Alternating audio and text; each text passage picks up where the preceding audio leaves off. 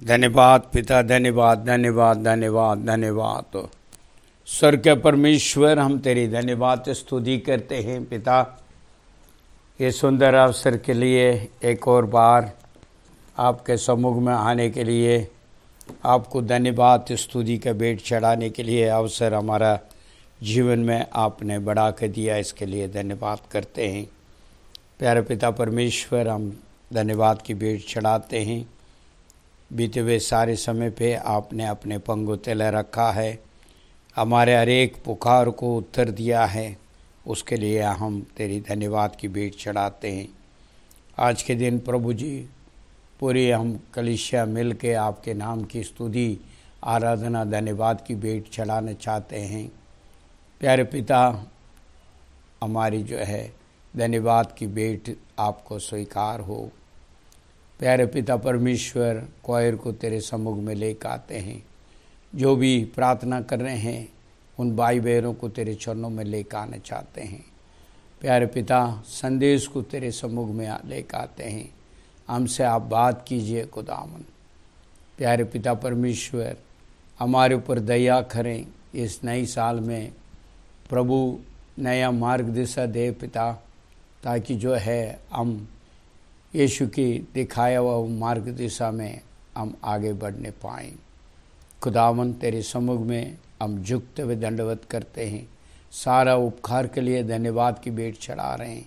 हमें सहायता कर, तेरी पवित्र आत्मा का अगुवाई कर खुदावन, हम मन से, आप प्रभु जी तन से तेरी स्तुति आराधना कर सकें।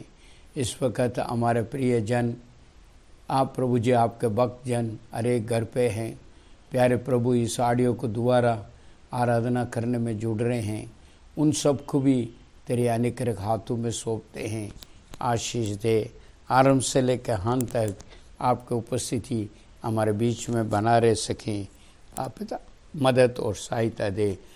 आपने मेरी प्रार्थना सुने, उत्तर दिया, धन्यवाद। यीशु मसीह के नाम से हम मांग लेते हैं, आमीन। परमेश्वर, तेरी स्तुति आराधना हो। हालेलुया। धन्यवाद धन्यवाद धन्यवाद।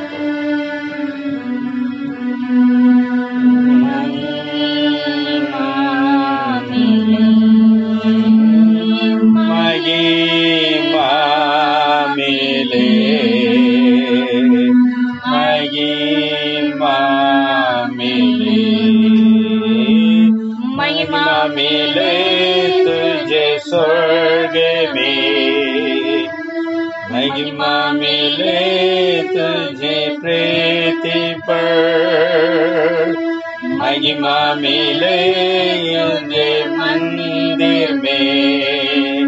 यीशु यीशु महिमा मिले तुझे, यीशु यीशु महिमा मिले तुझे।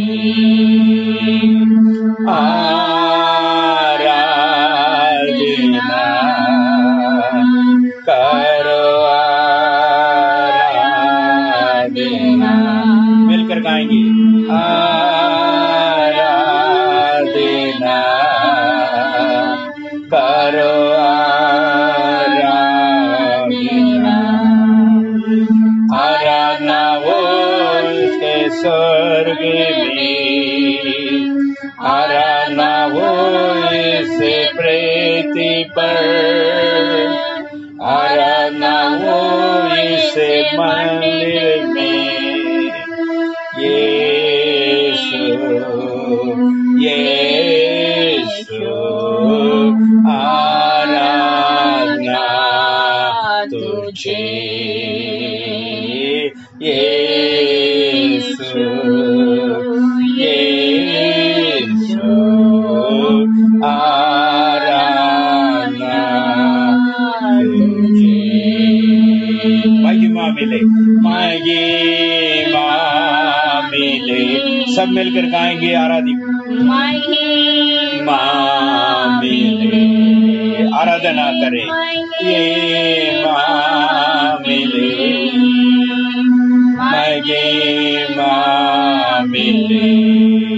महिमा मिले तुझे स्वर्ग में, महिमा मिले इस पृथ्वी पर, महिमा मिले इस मंदिर में।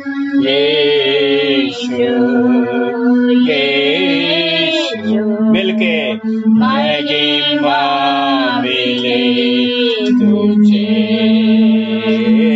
यीशु यीशु महिमा मिले तुझे। आराधना करो आराधना, मिलके आराधना करो आराधना, आराधना उसे स्वर्ग में, आराधना हो इस पृथ्वी पर, आराधना हो इस मंदिर में।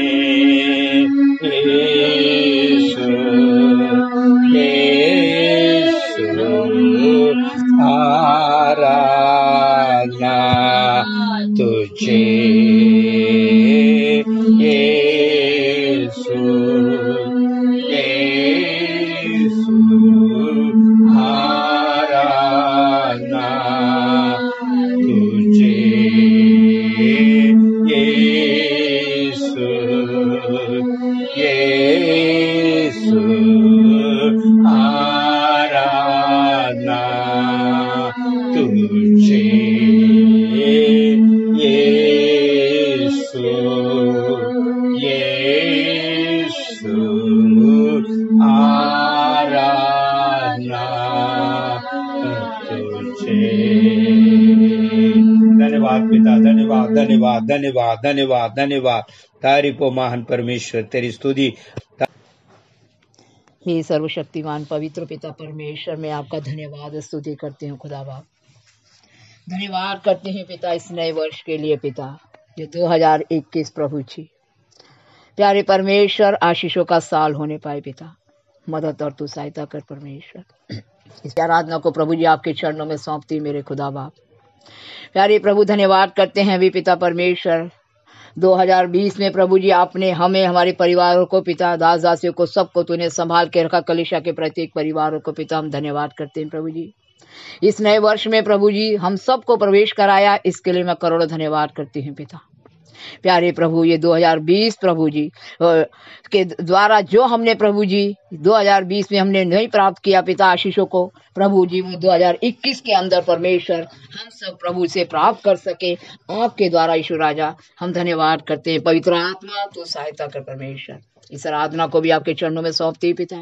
आज के गीतों को प्रभु जी, स्तुति को परमेश्वर, अंगीकार वचन को प्रभु जी, जो भी करे प्रभु जी उसके द्वारा आपके नाम को महिमा मिलने पाए राजा।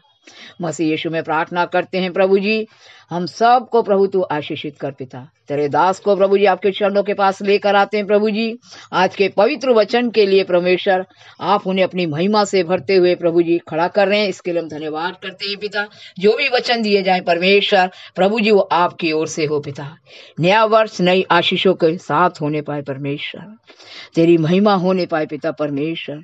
प्यारे खुदावंत तू दया कर पिता, अपने अनुग्रह दया करिए। धन्यवाद करते हैं पिता इस वर्ष के लिए। हम प्रभु जी जो भी आप प्रतिज्ञा वचन प्रभु जी हम सबके जीवन को देने जा रहे हैं प्रभु जी, वो सबके जीवनों में पिता कार्य करने पाए, फलवंत होने पाए और प्रभु तेरी महिमा की गवाही के लिए खड़े होने पाए परमेश्वर।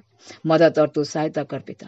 एक और बार प्रभु जी हम धन्यवाद करते हैं पिता इस नए वर्ष के अंदर प्रभु तेरी इच्छा तेरी मर्जी प्रभु जी हम सबके जीवन में पूरी होने दे पिता।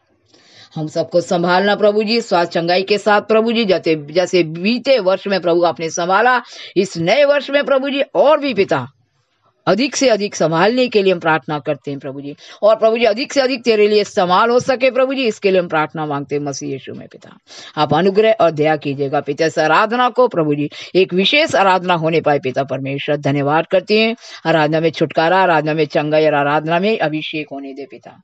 प्रभु तेरे भवन जल्दी से खुले और अब आपकी महिमा करने पाए मेरे परमेश्वर। आपकी इच्छा आपकी मर्जी पूरी हो पिता।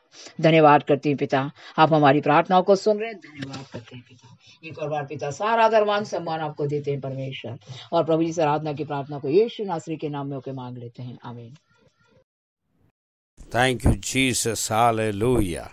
आइए हम सब मिल के कोयर के साथ गीतों को गा के परमेश्वर के नाम की हम महिमा करेंगे। सब एक मन होकर कोयर के साथ मिल के गीतों को गाएंगे। Hallelujah, praise the Lord, hallelujah. Thank you Jesus.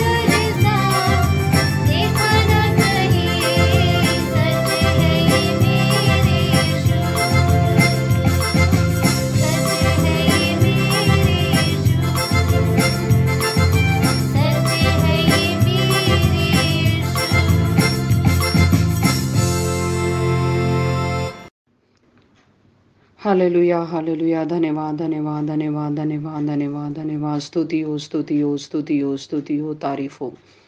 पिता परमेश्वर, आपके नाम की स्तुति करते, आराधना करते और जय जयकार और प्रशंसा करते हैं।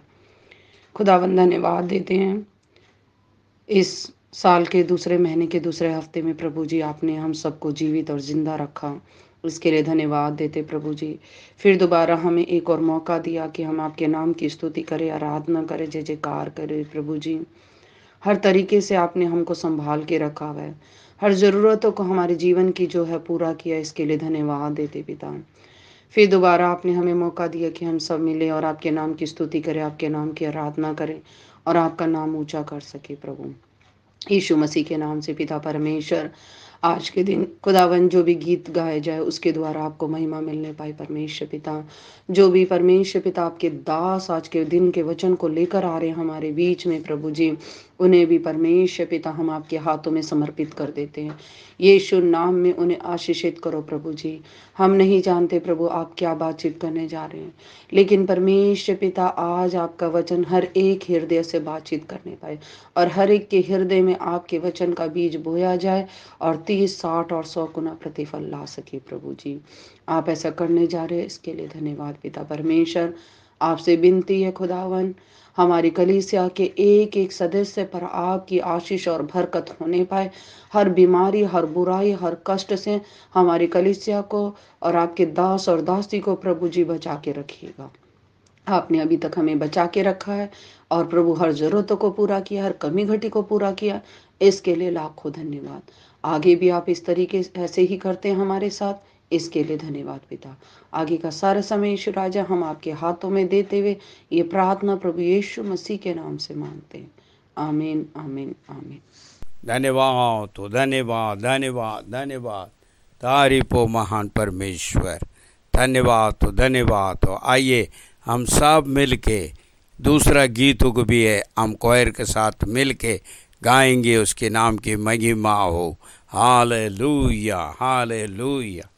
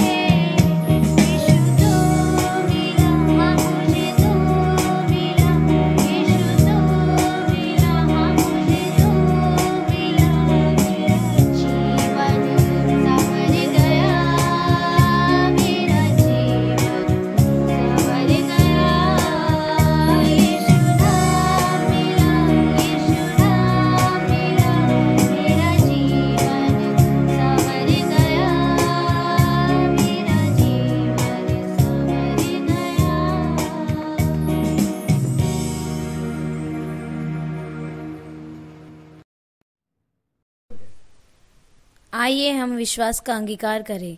मैं यीशु मसीह के शरीर का अंग हूँ। शैतान का मेरे ऊपर कोई अधिकार नहीं है।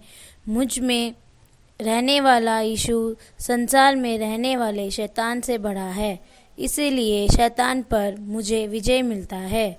मैं हानि से नहीं डरूंगा, परमेश्वर मेरे साथ है और वह मुझ में रहता है।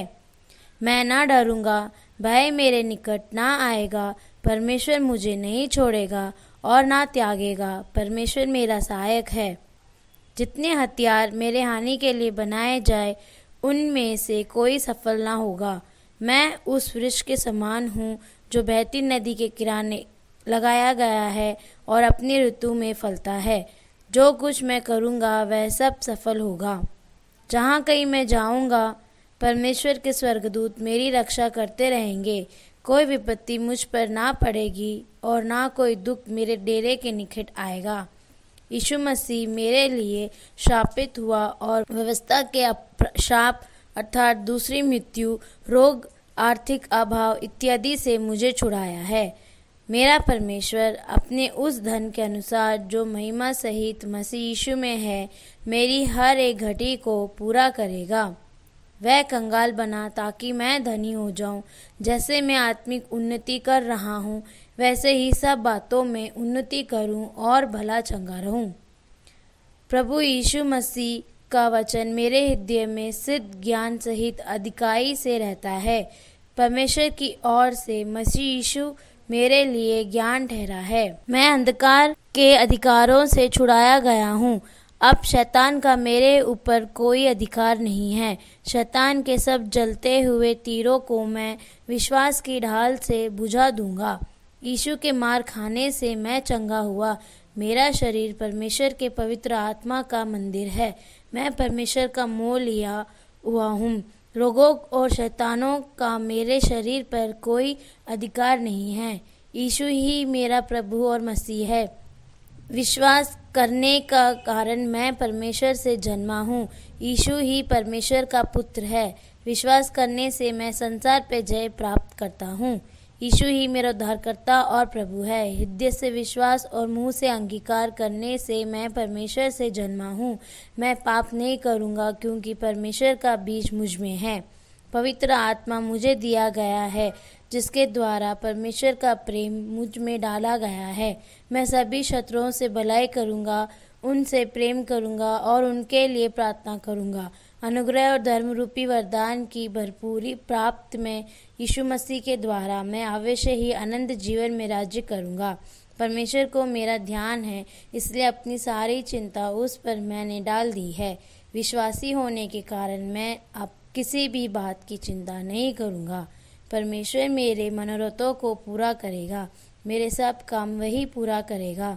जो मुझे सामर्थ देता है, उससे मैं सब कुछ कर सकता हूँ। मेरे लिए कुछ भी असंभव नहीं है। विश्वास के कारण सब कुछ संभव है। मेरी रोटी और पानी परमेश्वर से आशीषित है। मैं स्वस्थ और भरपूर जीवन जीऊंगा। आमीन। और एक प्रार्थना करेंगे छोटी सी, उसके बाद परमेश्वर के वचनों में जाएंगे।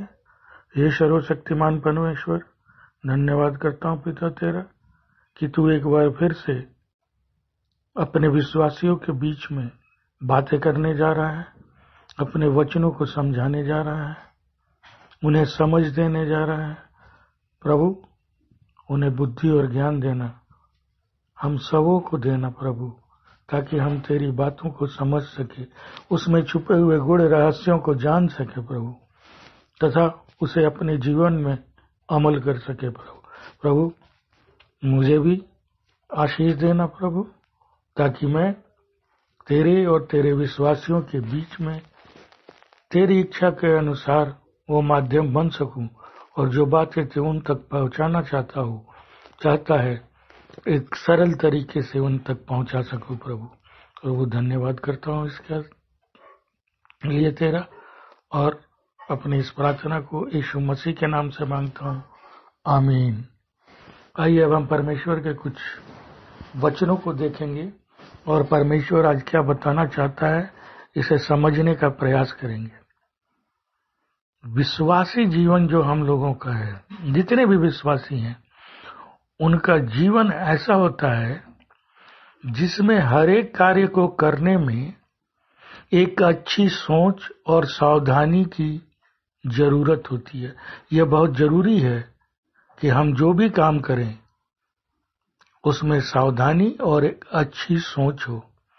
हर एक विश्वासी का यह स्वभाव होना चाहिए कि वो जीवन में परमेश्वर की इच्छा और योजना को समझे और फिर उसे पूरा करे।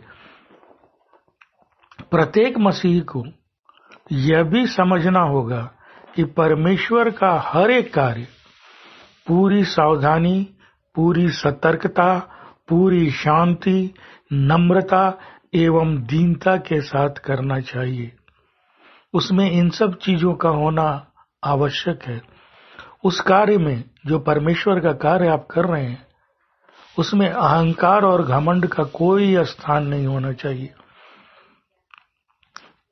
उस कार्य में मैं या मैंने जैसा शब्द भी नहीं होना चाहिए, बल्कि हर एक कार्य प्रभु को समर्पित होना चाहिए।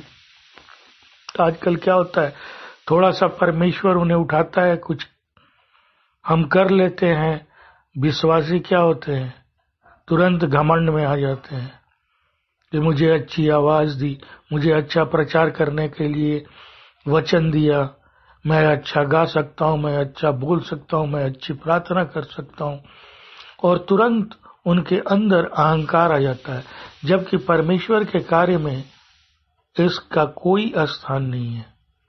हर एक कार्य परमेश्वर को समर्पित होना चाहिए। यदि हम किसी कार्य में सफल होने की इच्छा रखते हैं तो उस सफलता को पाने का एक बहुत ही आसान तरीका है, और वह रास्ता है कि उस कार्य को परमेश्वर को सौंपते हुए करें। कोई भी कार्य हम करने जा रहे हैं, उसे पहले परमेश्वर को सौंप दें। यह सबसे आसान रास्ता है, फिर आपको सफलता होगी। यदि हम ऐसा करते हैं तो निश्चित सफल होंगे। और पवित्र शास्त्र का एक वचन देखेंगे जो इसी बात को समझाता है। नीति वचन 16वां अध्याय, उसका 3रा वचन, चैप्टर 16 वर्स 3। अपना सब काम यहोवा को सौंप दे और तेरी योजना सफल होगी। वचन सीधा सीधा कहता है, अपना हर एक काम को क्या करो, सब काम यहोवा को सौंपो तो तुम्हारी योजना सफल होगी। यह वचन क्या करता है, सफलता पाने की गुप्त चाबी को हमें सौंप रहा है। वह गुप्त रहस्य बता दे रहा है कि सफलता कैसे पाई जा सकती है। वह कह देता है कि पहले सौंप दो यहोवा को सब कार्य और तेरी योजना सफल हो जाएगी। यदि यह जानकर भी हम जीवन में ऐसा नहीं करते या नहीं कर रहे हैं तो सफलता हमसे कोसों दूर ही रहेगी। हम सफल नहीं हो पाएंगे। हमारे असफल होने का दूसरा कारण है बुरी योजना। यदि हम किसी बुरी योजना को बनाते हैं तो यह जान लें कि हमारे परमेश्वर को हमारी यह योजना बिल्कुल पसंद नहीं आती। हमारा परमेश्वर किसी भी बुरी योजना में न तो किसी का साथ कभी दिया है और न कभी देगा। यदि आपकी कोई बुरी योजना सफल होती है तो इस भ्रम में न रहें कि वो सफलता आपको परमेश्वर की ओर से मिली है, बल्कि यह जानकर तुरंत सचेत हो जाएं कि यह सफलता आपको शैतान की ओर से सिर्फ इसलिए मिली है कि आप उसके जाल में फंस जाएं और प्रभु के मार्ग से भटक कर जीवन में प्रभु से प्राप्त हुई सारी आशीषों को आप खो दें और आपके कदम नर्क की ओर बढ़ जाएं। इसलिए जीवन में विश्वासी हमेशा सावधान रहें और गलत योजनाएं न बनाएं, क्योंकि यह परमेश्वर को पसंद नहीं। और इस बारे में वचन भी बताता है। नीति वचन 15 का 26वां वचन, चैप्टर 15 वर्स 26, वो क्या कहता है? बुरी योजनाएं यहोवा को घृणित लगती है, परंतु मधुर वचन उसके लिए पवित्र होते हैं। सीधा सीधा वचन बताता है कि बुरी योजनाएं यहोवा को घृणित लगती है। हमारा परमेश्वर बुरी योजनाओं से घृणा करता है। फिर वो आपको सफलता कैसे दे सकता है अगर हम किसी बुरी योजना को बुन रहे हैं, उसे करना चाह रहे हैं, उसे करने की इच्छा मन में रख रहे हैं। क्योंकि यदि हम बुरी या गलत योजना बनाते हैं तो वह इस बात को भी दिखाता है कि हम विचारों से ही धर्मी नहीं हैं, सिर्फ धर्मी होने का एक दिखावा कर रहे हैं। हम विचारों से धर्मी नहीं हैं। गलत विचार या गलत योजना धर्मियों की पहचान कतई नहीं है। धर्मी कभी भी गलत योजनाएं नहीं बनाएगा, गलत विचार नहीं रखेगा। यह सब तो एक मजे हुए दुष्ट के गुण हैं और स्वभाव है कि हर समय वह गलत योजनाओं के पीछे ही पड़ा रहता है, उसे ही बुनता रहता है, उसे ही बनाता रहता है। परंतु प्रत्येक मसीह को विचारों में भी सावधानी रखनी होगी। उनके विचार भी सोच समझकर आप रखें, उसमें कुछ गलत न हो, क्योंकि नीति वचन का वचन इसे भी साफ करता है।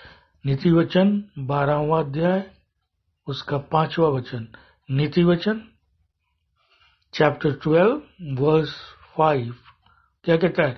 धर्मियों के विचार न्याय संगत होते हैं, पर दुष्टों की सम्मति कपटपूर्ण होती है।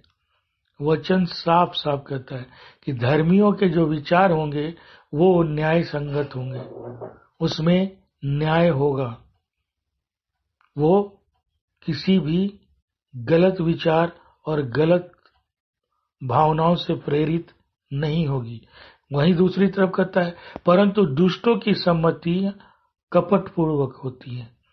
लेकिन दुष्ट जब भी योजना बनाएगा उसमें कपट छुपा होगा, उसमें लोगों की बुराइयां छुपी होंगी।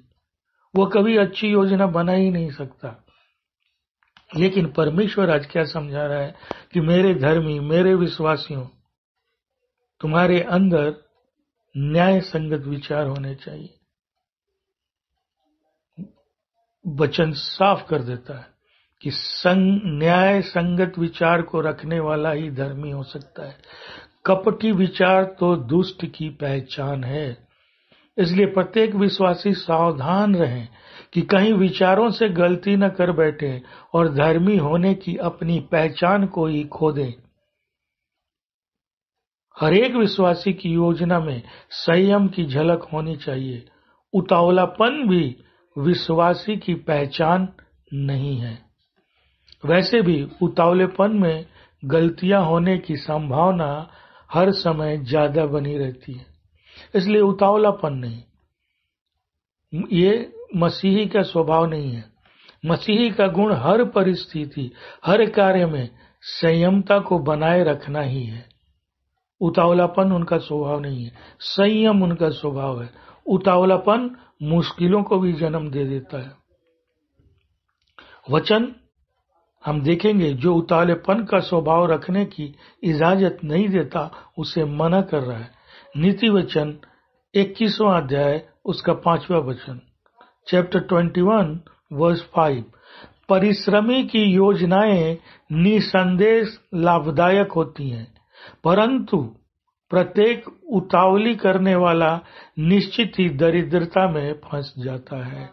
वचन चेतावनी देता है कि परिश्रमी जो होगा उसकी योजना निसंदेह लाभदायक होगी। जिसके अंदर उतावलापन नहीं होगा, वो परिश्रम करेगा, वो परमेश्वर को पहले सौंपेगा। जैसे आपने कहा, अपने सब कार्य परमेश्वर को पहले सौंपो। लेकिन आज दूसरी तरफ क्या कहता है? परंतु प्रत्येक उतावली करने वाला निश्चय ही दरिद्रता में फंस जाएगा। आप मुसीबत में फंस जाएंगे, दरिद्रता की ओर बढ़ जाएंगे। ये परमेश्वर का वचन कहता है। इसलिए उतावलापन नहीं। अगर आप उतावलापन कर रहे हैं तो आप समझ लें कि दरिद्रता की तरफ आप कदम बढ़ा रहे हैं। जबकि दूसरी सब कहता है परिश्रमी की योजनाएं, जो सही योजनाएं हैं वो क्या होंगी, वो लाभ देंगी। इसलिए हमें सचेत रहना होगा और हमेशा एक ऐसी योजना को ही बनाना होगा जो परिश्रमी योजना हो, न कि एक ऐसी योजना जो बिना सोचे विचारे उतावलेपन में बनाई गई हो। संयमता सफलता का राज है और सफलता मसीही जीवन की पहचान है। आप अगर मसीही जीवन में हैं, आप निश्चित सफल होंगे। अगर आप सफल नहीं हो रहे हैं, आप समझ लीजिए आपकी योजनाएं, आपके विचार या तो गलत हैं या उतावलेपन से भरे पड़े हैं या अहंकार में डूबे हुए हैं। इसलिए मसीही जीवन में हर कार्य को करने के पहले एक अच्छी सोच बहुत ही आवश्यक है। यह बहुत जरूरी है कि आप जो भी काम करने जा रहे हैं उसमें उसके पीछे अच्छी सोच हो आपकी, लोगों की भलाई के लिए, लोगों को दुख तकलीफ पहुंचाने के लिए नहीं। और मसीही कार्य बिना सोचे विचारे नहीं होते, नहीं होने चाहिए भी। परमेश्वर से बातें करें, सोचे, फिर योजना को काम में लगाएं। सोचना भी होगा कि पूरे संयम और धीरज के साथ हम चल रहे हैं कि नहीं। उस योजना को बनाने में आपको संयम और धीरज भी चाहिए। हर एक कार्य को करने की योजना होनी चाहिए। योजना भी अच्छे विचारों की होनी चाहिए। हर एक योजना और कार्य परमेश्वर को समर्पित होनी चाहिए। जब भी किसी भी कार्य को करें उसमें उतावलापन नहीं हो। कार्य को करने में घमंड नहीं करना चाहिए। हमेशा परमेश्वर पर भरोसा रखना चाहिए और उसकी बुद्धि का सहारा लेना चाहिए। यदि जीवन में हम ऐसा करते हैं तो निश्चित ही हम सफल होंगे, क्योंकि हमारा प्रभु हमारे साथ होगा। और देखिए वचन भी क्या कहता है, नीति वचन 28-26 चैप्टर 28 वर्स 26, जो अपने ऊपर भरोसा रखता है वह मूर्ख है, परंतु जो बुद्धिमानी से चलता है वह छुटकारा पाएगा। वचन सीधा सीधा क्या कह रहा है कि जो अपने ऊपर भरोसा रखता है वह तो मूर्ख है, परंतु जो बुद्धिमानी से चलता है वह छुटकारा पाएगा। कह रहा है जो परमेश्वर की बुद्धि पर और अपनी बुद्धि से सोच समझ कर करता है वो क्या करेगा, छुटकारा पाएगा। इसलिए मेरे प्यारे भाई बहनों, जब भी आप कोई काम करें, कोई भी कार्य करने की इच्छा आपके मन में उठे, उसे करने से पहले उसे यहोवा को सौंप दे और तब वो योजना सफल हो जाएगी। उसमें उतावलापन नहीं होना चाहिए, उसमें कोई खराब मंशा उस योजना के पीछे छुपी नहीं होनी चाहिए, क्योंकि परमेश्वर ने, जैसा मैंने शुरू में कहा, वो चाबी, वो रहस्य बता दिया, वो चाबी दे दी जो सफलता को खोल सकता है आपके लिए। वो क्या है, यहोवा को सौंपे। हम ये काम नहीं करते, हम खुद उतावलेपन में खुद ही योजना बनाते हैं, खुद ही विचार करते हैं, उसमें सोचते नहीं कि उसके पीछे क्या छुपा हुआ है, क्या उस योजना के पीछे अच्छे विचार हैं, लोगों को लाभ पहुंचाने वाले हैं या मुझे लाभ पहुंचाने वाले हैं। और उसके बाद क्या करें, बुरी योजनाएं न बनाएं, क्योंकि आपने वचन में देखा बुरी योजनाएं यहोवा को घृणित लगती हैं, लेकिन जब आप मधुर और अच्छे विचार के साथ कुछ बातों को बोलते हैं, वचन उसके लिए पवित्र होते हैं। वो उसे पवित्र मानता है कि ये मेरे विश्वासी हैं, इनकी योजनाएं जो हैं उसके पीछे कोई घृणित कार्य नहीं छिपा, बल्कि ये तो मीठे हैं, कहता उसे मैं पवित्र समझता हूं। और क्या होना चाहिए जो परमेश्वर ने आज बताया, धर्मियों के विचार न्याय संगत होने चाहिए, उसमें न्याय छुपा होना चाहिए, किसी से बदले की भावना नहीं। क्योंकि वो कहता है कि दुष्टों की सम्मतियां कपटपूर्ण होती है। दुष्ट जब भी सोचेगा दूसरे को हानि पहुंचाने के लिए ही सोचेगा, वह कभी न्याय से उसका कोई वास्ता नहीं होता। दुष्ट न्याय नहीं चाहता, वो लोगों को परेशान दुख तकलीफ में डालना चाहता है।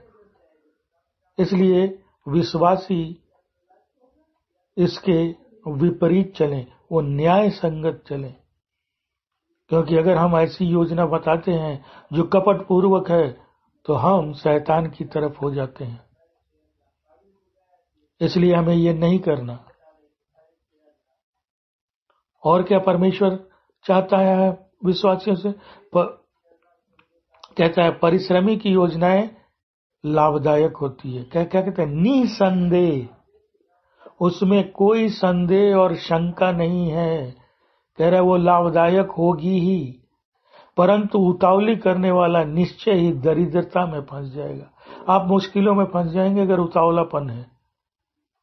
इसलिए आप देखेंगे परमेश्वर यीशु के जीवन में जो भी करता था उतावलेपन में नहीं करता था, संयम था उसके अंदर।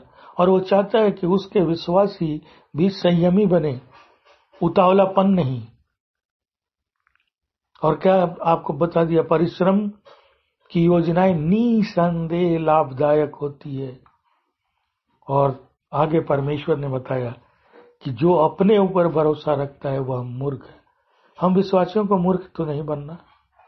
इसलिए हमारा पहला काम क्या है कि हम परमेश्वर पर भरोसा रखें और उसके बाद अपने आप पर। पहले परमेश्वर, और जब आप परमेश्वर पर भरोसा रखेंगे तो वो क्या कहता है कि परंतु जो बुद्धिमानी से चलता है वह छुटकारा पाएगा।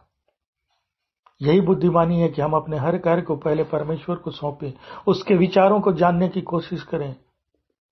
वो क्या चाहता है, हम इस योजना को करें या अभी रोक दें या फिर योजना में थोड़ा परिवर्तन करें, ये परमेश्वर बताएगा। लेकिन हम क्या करते हैं, अपने बनाया, अपने विचार की, अपनी योजना की। परमेश्वर दूर है, उतावलेपन से भरे होके काम को करने लगे, बाद में मुश्किल में फंस गए, तब परमेश्वर याद आया। लेकिन परमेश्वर ने पहले बता दिया था कि जो अपने पे भरोसा रखता है वो तो मूर्ख है। और उतावलीपन से अगर तुमने कहा तो निश्चय ही दरिद्रता में फंस जाओगे अगर तुमने कार्य किया। और आगे ये भी समझ कि धर्मियों के विचार हरदम न्याय संगत होंगे।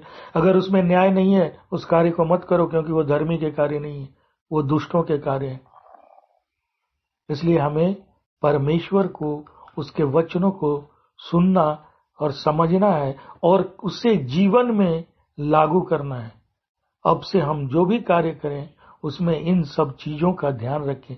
जब भी कोई योजना बनाए, जब भी कोई विचार आए, तो पहले इन वचनों को याद करें कि परमेश्वर ने कुछ चीजें समझाई थी। क्या वो सारी चीजें मेरी योजना में, मेरे विचारों में लागू हो रही है? अगर आपको लगता कि नहीं हो रही है, उसे तुरंत रोक दें, परमेश्वर से प्रार्थना करें, वो आपको योजना फिर से समझाएगा, फिर से बताएगा। और अंत में मैं ये कहूंगा कि किसी भी विश्वासी के जीवन में मूर्खता कभी जगह न ले पाए और आप सदा प्रभु पर भरोसा रखते हुए बुद्धिमान बने रहें। और यही विश्वासी जीवन है। परमेश्वर सबको आशीष दे। आमीन। धन्यवाद, धन्यवाद, धन्यवाद हो प्रभु। आइए हम प्रार्थना करेंगे इस संदेश के लिए। भाई प्रशांत के द्वारा हमने वचन से हमने सीखा है सफलता का रुकावट क्या है। सौंपने के लिए और सफलता प्राप्त करने के लिए, इसलिए हम परमेश्वर को धन्यवाद करें। प्रभु मान परमेश्वर, हम तेरी धन्यवाद स्तुति करते हैं। आज भाई प्रशांत के द्वारा आपने हमसे बात की है, जो प्रभु जी आत्मिक रीति से बढ़ने का रुकावट है, उन रुकावट को हमने पहचाना और जाना है। प्रभु आज प्रभु जिस प्रकार आपके चरणों में हमें सौंपना है, इन बातों को भी हमने इस वचन के आधार पर सीखा है। हम धन्यवाद करते हैं प्रभु जी, भाई को आशीष दे और भी पिता उनके परिवार को आशीष दे और उठा इस्तेमाल कर। और पिता हम प्रार्थना करते हैं हमारे भक्तजन जितनी भी ये ऑडियो को दोबारा सुन रहे हैं उन तमाम भाई बहनों को जीवन में इस वचन कर आधार पर चलने के लिए मदद और सहायता दे। तमाम जितनी भी सफलता का रुकावट है उन बातों को जानकर वचन कर आधार पर अपना आप को सौंपते हुए परमेश्वर की आशीष को प्राप्त करने में मदद और सहायता दे। प्यारे पिता, आपने प्रभु अभी तक संभाला, अनुग्रह की, उसके लिए धन्यवाद हो। प्रत्येक वचन का आधार पर हमें प्रभु जी और परिवर्तन करना चाहते हैं हमारे मनों को, प्रभु उसके लिए धन्यवाद करते हैं। प्रार्थना को सुना, धन्यवाद यीशु मसीह के नाम से मांगते हैं, आमीन। हमारा प्रभु यीशु मसीह का अनुग्रह, पिता का प्यार, पवित्र आत्मा का संगति हमारे साथ, हमारे कलीसिया के सदस्य के साथ, हर एक पवित्र और विश्वासी के साथ यीशु की दूसरी आगमन तक होते रहे, आमीन। परमेश्वर आप सबको आशीष दे। जय मसीह के।